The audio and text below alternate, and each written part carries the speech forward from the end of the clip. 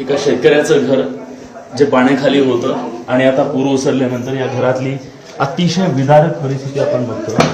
सगळा चिखल आणि गाळ आहे. हे त्या ज्वारीचा सगळा चिखल झालाय. हे सगळं साठवलेलं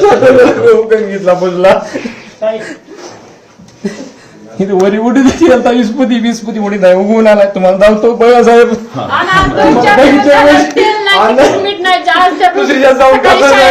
बरोबर प्राथमिक शाळेतले शिक्षक लोक आले आणि आमच्या लेकरांनी जेवायला खायला प्यायला त्यांनी डबे सोडून आमच्या लेकरांनी घरी आले.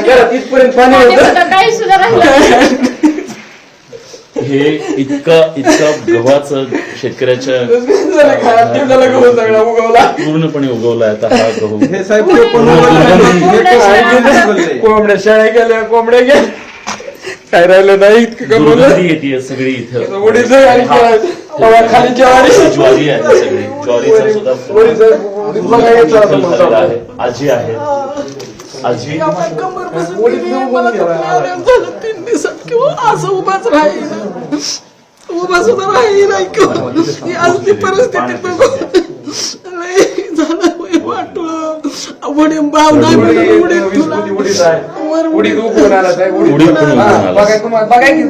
येतो कोंबड्या गेल्या 100. मी म्हातारी म्हणून आपल्या कोंबड्या शाळे केलेल्या बोकड मोठ्या गावचा वाटला.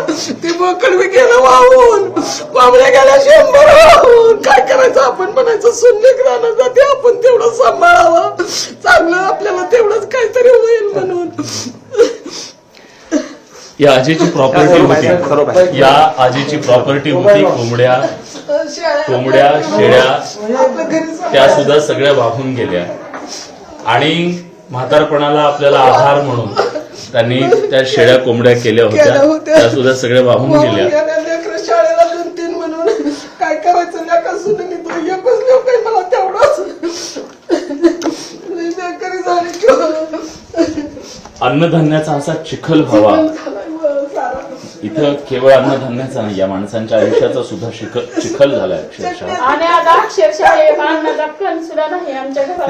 आज 3 दिवस झाले. हे आता पाणी इथलं ओसरलं 72 तासानंतर आणि ही माणसं जेव्हा घरात आली तेव्हा ही सगळी परिस्थिती दिसली. मी इथं उडीद सुद्धा यांनी ठेवलेला होता. भाव नाही उडदाला भाव नाहीये. घरी ठेवला आणि तो सुद्धा उगवून आलाय. मी येतो.